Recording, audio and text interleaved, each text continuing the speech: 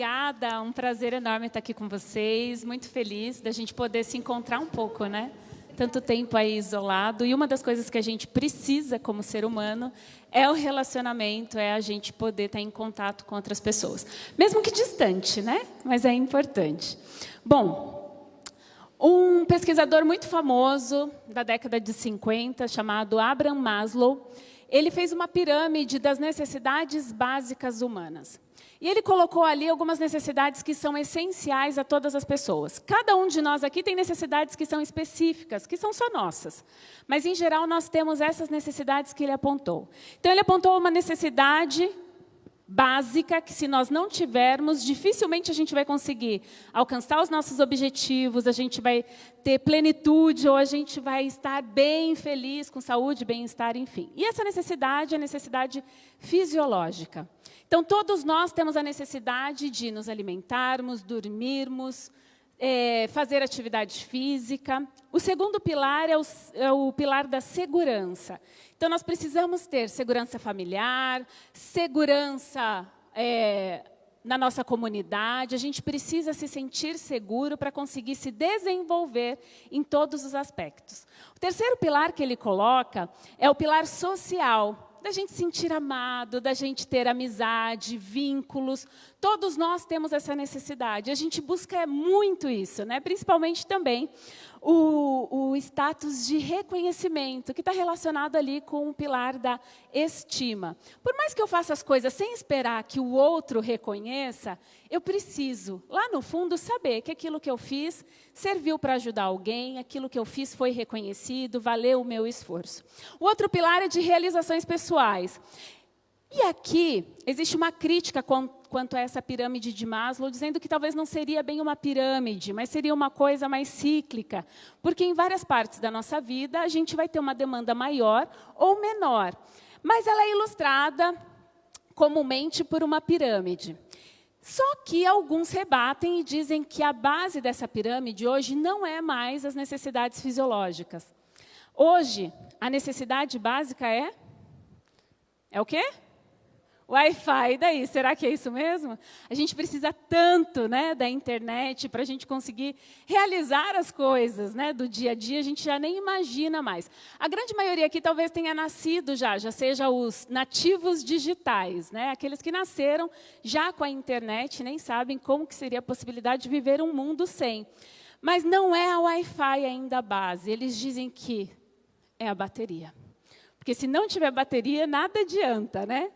Bom, independente das nossas realidades, que são diferentes, que são distintas, todos nós lutamos para conseguir suprir as nossas necessidades básicas.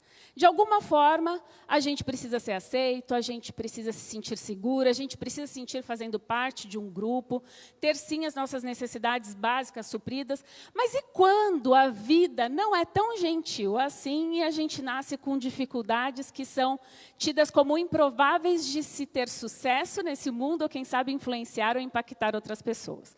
É o caso, e possivelmente você conheça, o Nicholas Vujicic, um menino que nasceu com uma anomalia genética, onde ele não teve nenhum dos seus membros, nem superiores, nem inferiores, ele tem somente um pezinho, que ele mesmo chama de pezinho de galinha, que tem ali 2 dedinhos, onde ele consegue escrever, consegue fazer algumas atividades. A vida dele não foi fácil, ele passou por muitos desafios, e um dos desafios foi ser aceito, principalmente na escola. No período que ele estava no ensino fundamental, foi solicitado que os pais tirassem ele da escola, porque ele era alguém muito bizarro, e acabava trazendo estranheza entre os alunos e comprometia o estudo dos demais. Ele passou por altos e baixos, teve depressão, já tentou tirar a própria vida na sua adolescência, até que ele teve um encontro com Deus, um encontro com ele mesmo, e conseguiu, através do apoio dos pais, da família, da igreja a qual ele pertencia, se reerguer, e hoje ele é um grande motivador, casado, tem 2 filhos, e conseguiu superar as suas dificuldades. A segunda história que eu quero compartilhar com você, você também conhece, do famoso neurocirurgião Ben Carson, que também nasceu numa situação onde, inclusive, as suas necessidades básicas, fisiológicas, não eram atendidas. Não tinha segurança, não tinha o que comer, de uma família muito, extremamente pobre. Sua casa não tinha saneamento adequado, havia baratas, não tinha, muitas vezes, nem a segurança do local onde morava. Mas esse menino, com uma longa história, jornada difícil de crescimento, de altos e baixos, ele também conseguiu se superar. E a terceira pessoa que eu quero compartilhar com vocês é Helen Keller. Helen Keller, aos 4 anos de idade, teve uma febre imensa, ficou surda, cega e muda. Essa menina começou a ter um comportamento muito alterado, porque ela não tinha como se comunicar, não conseguia falar, e tudo que ela fazia, os pais deixavam que ela fizesse do jeito que ela quisesse. Então, ela esperneava, chutava, comia com as mãos, não respeitava ninguém, porque era como ela conseguia se posicionar. Até que os pais conseguiram, a mãe conseguiu uma pessoa, uma tutora, que está ali ao lado dela, Annie Sullivan, que foi quem ensinou Helen Keller a se comunicar com as linguagens de sinal. E essa menina, que não tinha expectativa absoluta de sucesso, se tornou uma grande escritora, professora universitária, e teve ali Annie Sullivan como sua ajudante ao longo da sua vida. O que essas 3 histórias têm em comum? Essas 3 histórias têm pelo menos alguns pontos em comuns. Foram pessoas improváveis, pessoas com grandes dificuldades, que ao invés de olharem as suas dificuldades e se deterem nos problemas, eles olharam para as possibilidades. Quantas vezes eu e você, a gente não olha mais para as nossas impossibilidades? Não tenho dinheiro, não tenho tempo, não vou conseguir. E a gente acha, de fato, muitas justificativas. Eu não sei você, e aqui eu vi que tem 40% que é universitário. E o período de faculdade é um período de perrengue danado, é ou não é? É difícil, minha gente. E eu estou na 2ª graduação, ó, que legal, sou universitária também, igual vocês. Mas as dificuldades hoje são outras. As dificuldades é conciliar trabalho, conciliar filhos, família. Mas na minha primeira graduação, quando eu entrei na faculdade, eu vim de São Paulo para Curitiba, e quando eu cheguei aqui, sozinha, eu prestei o vestibular para a universidade, que era uma universidade particular. Fiz, passei, fiquei feliz da vida, estudei o 1º ano. Quando chegou no 2º semestre, no 4º semestre, eu me deparei com um grande problema. Eu não tinha mais dinheiro para pagar a faculdade. Minha mãe tinha uma empresa que ela dava cursos profissionalizantes, e, de repente, todos os contratos se fecharam, foi um caos, e eu não ia mais ter como continuar a faculdade. Chorei, chorei, chorei, chorei a noite inteira, pensando, mas e agora? Era meu sonho. Briguei com Deus, porque eu tinha certeza, o meu chamado, e um dia eu compartilho com vocês a história do porquê que eu escolhi a enfermagem. Eu falava, Deus, o Senhor me chamou, eu tenho certeza disso, e agora não vou conseguir. E eu estava focando muito nas dificuldades. Dormi, quando eu acordei revigorada e falei assim, não, pera lá, eu sou nova, eu consigo um trabalho, tranca essa faculdade, depois eu tinha feito curso técnico em enfermagem no ensino médio, consigo um trabalho, guardo um dinheirinho, volto para a faculdade, depois trabalho e estudo. Ok, está tudo resolvido. Quando eu cheguei na faculdade, no dia seguinte, uma amiga minha, que era bem amigona, pegou e falou assim, Dani, vamos lá ver logo o que aconteceu com a sua matrícula, porque vai já dividir o grupo de estágio, eu quero que você fique no meu. Eu falei, calma, amiga, depois eu te explico. Passou a aula, eu bem cara de pau, ainda estava lá assistindo a aula, né? Que era o meu último dia, mas eu ia assistir. Aí ela pegou, vamos. Eu falei, escuta, Débora, eu tenho que te contar. É o seguinte, contei para ela que eu não ia mais ter como continuar, porque eu não tinha dinheiro, não ia ter como pagar, mas que já estava tudo resolvido. E ela ficou mais angustiada do que eu. Eu falei, não, já está tudo certo. Deus é bom, não vai me desamparar. Tá de boa, Débora, de verdade. Quando foi à noite, ela me liga.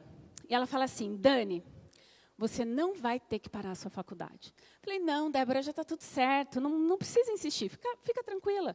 Porque ela queria que eu fizesse um empréstimo, alguma coisa, não vou fazer empréstimo, vai dar certo. Ela falou, não, você não vai parar. E o Márcio, que era o marido dela, ele vai pagar esse semestre para você. Pensa, quem que paga a faculdade para alguém que mal conhece um semestre inteiro? Eu não quis nem aceitar, mas eu falei, não, vamos aceitar a bênção, né? Então, beleza, Débora, eu vou te pagando quando der, e aos poucos, e assim foi. Só que quando chegou no final do ano, tive um outro problema. Porque o problema do dinheiro ainda continuava. Tudo que eu estava ganhando era para pagar onde eu ia morar, o que eu estava comendo, enfim. Aquele perrengue todo que a gente passa quando é universitário. E daí, uma amiga minha falou assim, Dani, vamos fazer a prova para entrar na federal. Eu falei, ai, amiga, não vou, estou tanto tempo sem estudar, como é que eu vou entrar na federal agora, assim? Não, vamos. Falei, eu tenho uma outra proposta para você. Vamos fazer a prova para entrar no Exército, porque vai ter de sargento temporário para técnico de enfermagem, o salário é super bom, e a gente consegue aí pagar a faculdade e continuar. Eu fui animada para o concurso do Exército, e a Kerlen foi animada para entrar na federal. Resumindo, minha gente, foi tudo o contrário. Eu entrei na federal e ela entrou no Exército. Não é bênção? É bênção. E às vezes, quando a gente tem um problema na nossa frente, a gente olha mais para as impossibilidades e esquece desse Deus tão maravilhoso que pode abrir janelas e oportunidades sem fim para nós. Da mesma forma, essas três personagens, esses três protagonistas, eles foram protagonistas da própria história. Eles não deixaram que a situação a qual eles estavam o definissem, ou que fosse uma impossibilidade para eles lutarem e sair. E uma característica que une esses três foi que os três desenvolveram o que a gente chama de maturidade emocional. A gente viu aqui na palestra anterior que hoje não importa só as suas habilidades técnicas. Na verdade, elas são até o segundo plano. Porque o que mais vale hoje são as nossas habilidades socioemocionais. São as nossas habilidades que são desenvolvidas através da inteligência emocional. E aqui, minha gente, o trabalhinho difícil a gente desenvolver isso. E é um trabalho para a vida. Confesso que eu ainda estou patinando em muitos aspectos da construção da minha inteligência emocional. Mas é para a vida. E a gente está ali, batalhando. E o que envolve os elementos básicos para se construir inteligência emocional? Então, eu preciso conhecer as minhas emoções, o que a gente tem grande dificuldade. Normalmente, a gente nem dá nome às nossas emoções. Talvez você já tenha dito para alguém, ai, não estou bem hoje. E alguém te pergunta, o que você tem? Ai, não sei, um ruim. Já disse isso? Não consegue nem dar nome para aquilo que está sentindo. A gente tem dificuldade em conhecer as nossas emoções. Controlar as suas emoções. Ah, minha nossa, mas você não sabe o que eu passo, como é que eu vou controlar?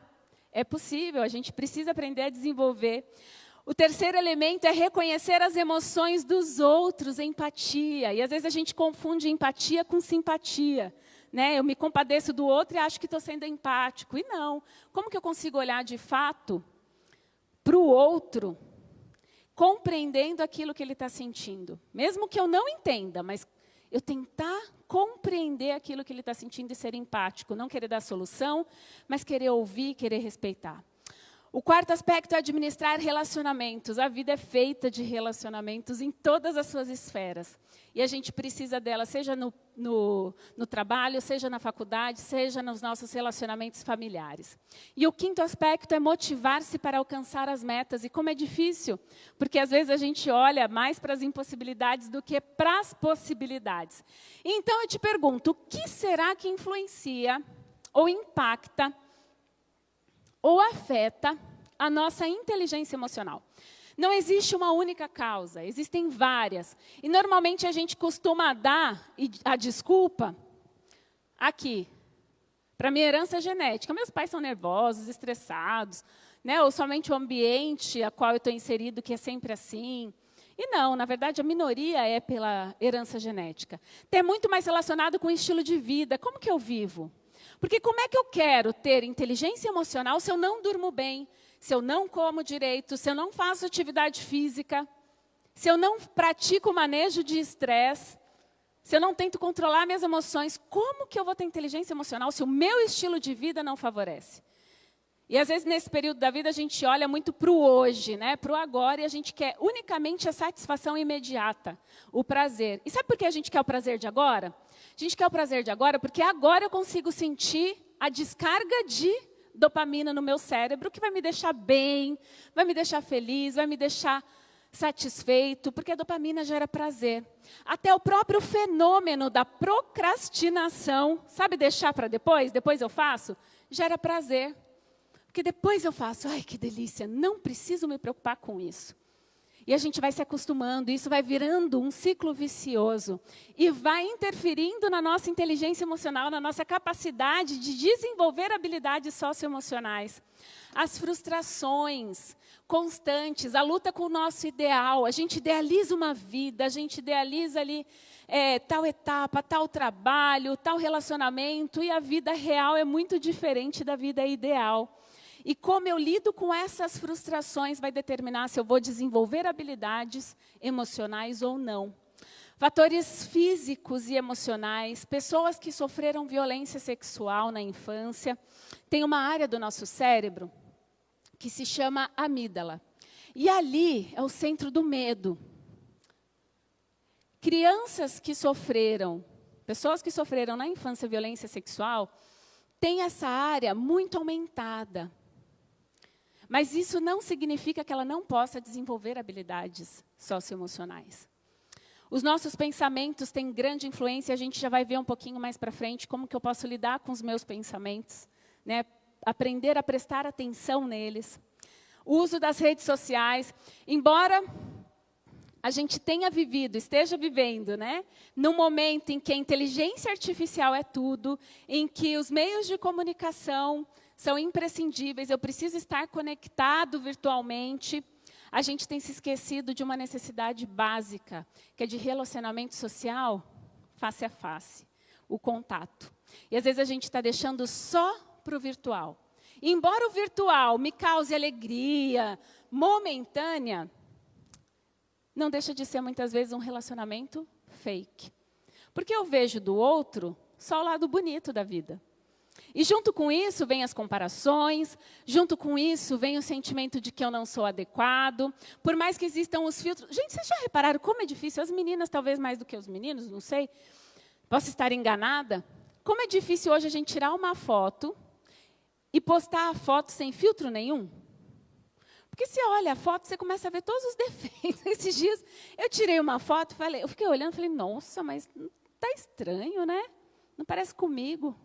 Mas não parece, porque estava sem o filtro, não parece comigo cheio do filtro, como a gente está acostumado. E é triste isso, porque a gente passa a se depreciar, a se autocuidar menos, a ficar refém de filtros para parecer ser. E a gente está nessa era, né? Do parecer ser, parecer ter, mas isso é insustentável emocionalmente. A gente não consegue carregar e levar isso para a vida. As pesquisas também têm mostrado, principalmente na neurociência, que programas com muita violência acabam alterando também uma área do nosso cérebro que se chama sistema límbico. O nosso cérebro, gente, ele tem uma coisa muito interessante. Imagine você aí agora. Sabe quando a gente corta o dedo na folha de papel?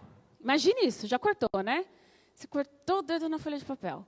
Agora imagine eu pingando uma gota de limão. Sentiu a dor aí? O ardor? O nosso cérebro, ele não reconhece, ele não faz distinção do que é fictício e do que é real. Tudo aquilo que a gente vê, tudo aquilo que a gente ouve, o nosso cérebro capta como sendo real, como fazendo parte realmente, como se estivesse acontecendo com você. Então, todos os programas que a gente assiste com alta violência, ele impacta o nosso sistema límbico e ele altera essa região do nosso cérebro que se chama pré-frontal. E daí, gente, isso me causa assim, uma inquietação muito grande, porque hoje a gente tem muita relutância com o espírito de profecia, com a mensagem de saúde, né? A gente olha e fala assim, isso é ultrapassado. Ou as pessoas são muito radicais, é salvação pela soja. As pessoas acham que é pela obra, e não é isso, e é a graça. E, de fato, só o que nos salva é a graça. Só, o sangue de Cristo. Mas, gente, tem tanta instrução ali que somente hoje a neurociência vem descobrindo do impacto que tem daquilo que eu ouço, daquilo que eu leio, de como eu vivo no nosso cérebro, na nossa capacidade de relacionamentos. E a gente não tem buscado informação. como a Bíblia diz, o meu povo perece por falta de conhecimento. E a gente tem perdido a oportunidade de experimentar tudo isso para então poder testemunhar desse Deus tão maravilhoso. O aumento do nosso sistema límbico, que é essa região ali que envolve o medo, por mais que eu tenha tido até aqui uma vida muito difícil, uma vida toda torta, tudo errado, e só você sabe o quanto, existe algo tão fantástico que se chama plasticidade neural, que é a capacidade que o nosso cérebro tem de fazer novas conexões para mudança de hábitos, de comportamento, de pensamento. E olha que Deus maravilhoso é esse, que nos dá a oportunidade de recomeço em todas as esferas. Isso é fantástico, não é? Eu acho isso maravilhoso.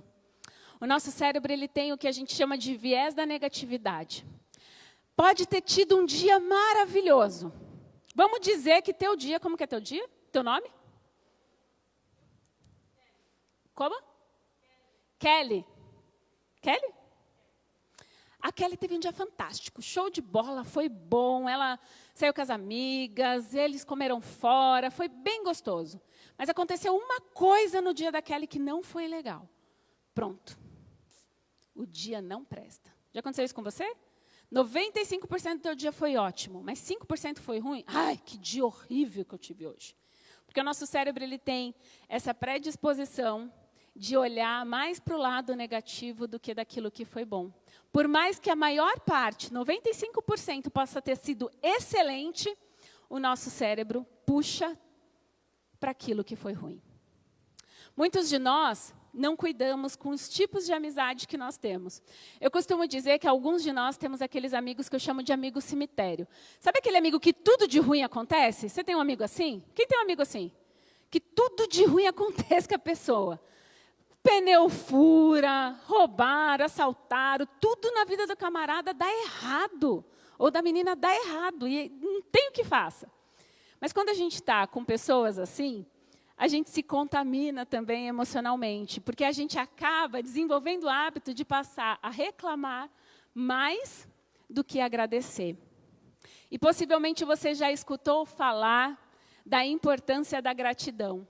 Se você escutou na Bíblia, mas talvez não tenha dado muita atenção, e você seja daqueles que valoriza muito a ciência tem mostrado que se a gente aprender a todos os dias escrever ali num caderninho, ou no celular, onde for, 3 motivos pelos quais você é grato diariamente, isso eleva os índices de dopamina, de serotonina, os hormônios da felicidade, do prazer, e a gente vai se tornando pessoas mais otimistas. E não é aquele otimista que, ai meu Deus, que delícia, furou o pneu do meu carro. Não é isso. É você ser sincero com aquilo que está sentindo, mas não permitir que aquilo te derrube, que acabe seu dia e tudo vá por água abaixo. Então, fica aí uma dica para você fazer um exercício das 3 bênçãos. Sempre antes de dormir, fale em voz alta ou escreva 3 motivos pelos quais você é grato e por que você é grato. Não precisam ser grandes coisas, mas esse hábito ele vai se formando e vai criando novos caminhos, como a gente falou, de novas conexões neurais que vai modificando a forma como a gente pensa, como a gente se comporta. E por que será que a gente gosta tanto daquilo que faz mal? Por que será que a gente tem tanta dificuldade em mudar os nossos comportamentos? Por que será que eu tenho tanta dificuldade de fazer aquilo que eu sei que é certo? Porque o nosso cérebro, ele vai sempre buscar por recompensas que sejam prazerosas. Então, a gente vai buscar coisas que nos gerem prazer. Dificilmente alguém aqui, que não tem já o hábito de fazer exercício físico, vai dizer, uau, que delícia fazer exercício físico. Porque é cansativo, você transpira, soa, o cabelo bagunça, o músculo dói no dia seguinte. No início é difícil. Então, eu preciso tentar encontrar meios de fazer com que meu cérebro entenda que a recompensa vai ser prazerosa, de alguma forma. Eu não escovo o dente porque é gostoso escovar o dente. Eu escovo o dente porque é prazeroso sentir a boca com hálito fresco. E todo esse ciclo de hábito vai se formando no nosso cérebro. Hábito é aquilo que eu faço, um comportamento repetidamente, até ele estar automatizado. Até eu não precisar mais pensar para fazer determinada coisa. Então, eu vou formando hábitos ao longo da vida. Eu não mudo os hábitos antigos, eu crio novos hábitos que suplantam os hábitos antigos. E se eu não continuar alimentando esses novos hábitos, a tendência é que os antigos, que estão lá fortes e enraizados, voltem. Mas lembrem, a gente tem a bênção da plasticidade neural de recomeçar e criar novos caminhos. As nossas emoções estão muito associadas com os nossos pensamentos. O que eu penso de mim mesma é muito importante. Em geral, a gente pensa que está tudo ruim, né? Eu não sou boa o suficiente, eu sou burro, ninguém me ama. E esse pensamento ele vai desencadear em mim emoções. Eu vou me sentir triste, frustrado, deprimido. E essas emoções vão gerar sintomas físicos. Ai, eu me sinto mal, com dor no corpo, o coração dá taquicardia, acelerado. E daí eu tenho também esses sintomas físicos alterados que vão alterar os meus comportamentos. Eu fico irritada, eu evito, eu não cuido mais do meu corpo, eu não cuido mais da minha higiene pessoal, eu como um monte de porcaria para tentar engolir as minhas emoções. E é um ciclo vicioso, mas tudo começa com os nossos pensamentos. E o que eu faço quando eu tenho pensamentos que são distorcidos? Como que eu posso reverter isso de uma maneira saudável? Uma das formas é eu encarar de maneira correta. Por exemplo, se eu digo, eu realmente não consigo lidar com rejeição. Ao invés de eu dizer que eu não consigo, eu costumo dizer para minha filha, Gabriela, de 10 anos, que ela fala, eu não consigo. Filha, se você disser que não consegue, você não consegue mesmo, né? Eu posso dizer assim, eu não gosto de rejeição. Mas eu vou conseguir lidar com isso. Muda a perspectiva ou não? O que resulta de um pensamento saudável não é uma emoção sempre positiva. Sabe aquela coisa assim de... Só porque eu consigo cuidar dos meus pensamentos, eu tenho boas emoções, eu vou ter sempre emoções positivas. Não. Se alguém morreu, eu não tenho como estar feliz. Mas eu vou ter emoções saudáveis. Esse médico americano, adventista, que tem um livro fantástico, recomendo a vocês, ele diz assim, filtros mentais limpos promovem tomada de decisões saudáveis com liberdade. E as nossas emoções, ela impacta também o nosso redor, o nosso coletivo. Seja no ambiente de trabalho, de faculdade, familiar, porque a gente é parte de um todo. E para que eu desenvolva boas emoções e influencie, impacte outras pessoas, eu preciso desenvolver o que a gente chama de confiança, um relacionamento de confiança. E um relacionamento de confiança é diferente do relacionamento de desconfiança, que gera medo e egoísmo. E o medo e o egoísmo é quando eu penso mais em mim do que no outro. O egoísmo é o berço da corrupção. E a gente tem isso, né? Se a esmola é grande demais, o santo desconfia. A gente precisa desenvolver formas de pensar que impactem o nosso coletivo. Eu preciso aprender a ser responsável pelas minhas atitudes. E emocionalmente a gente costuma sempre culpar o outro. Você me deixou irritado. Não fui eu que fiz isso para você, eu só reagi à sua atitude.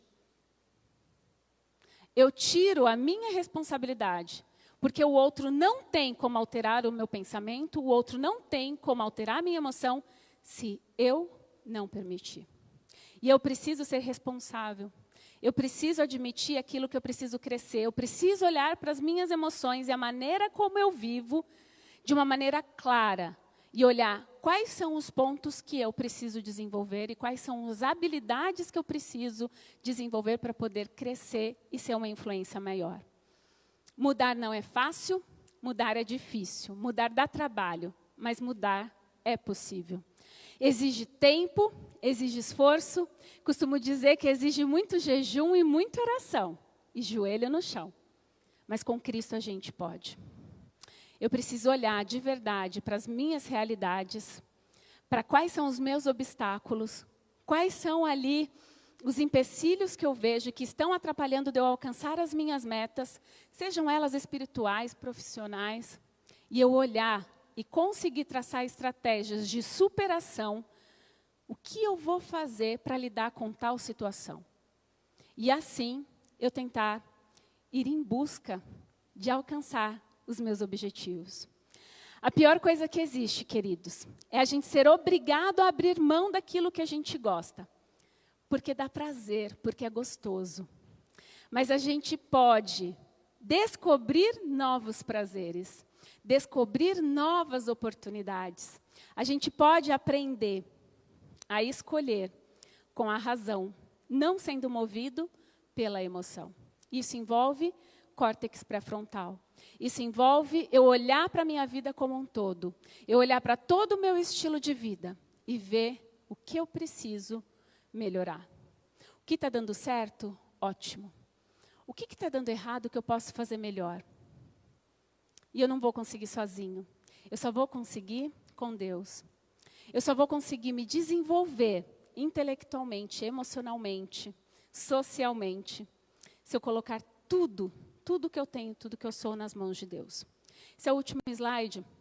E eu gosto muito de um estilo de vida japonês, que eles dizem, não sei quantos aqui já ouviram falar, as pessoas mais longevas, uma das mais longevas do mundo, que está na ilha de Okinawa, no Japão, eles têm um sentido para a vida, que eles falam e eles chamam de Ikigai. Ikigai é o propósito de vida deles. E esse propósito de vida é que gera e movimenta toda a sua vida. Tanto profissionalmente, quanto intelectualmente, socialmente. A vida deles parte a partir do Ikigai, do propósito, do sentido da vida deles. E eu pergunto para você, qual é o seu Ikigai? Qual é o seu propósito de vida? Por que você está aqui? Por que você está lá no seu local de trabalho? Por que você nasceu nessa família? Por que você está nessa faculdade? Qual é o teu propósito de vida? Você tem cumprido o seu Ikigai? A tua vida tem partido, tem se desenvolvido a partir do que é propósito, do que Deus colocou para que você cumpra? Que você possa cumprir o propósito de Deus na sua vida. Que a partir de hoje, você possa recomeçar. Porque a vida é feita de recomeços. E que bom que existem os recomeços. E a oportunidade que Deus nos dá de a cada dia a gente nascer de novo. Que Deus abençoe vocês. Obrigada.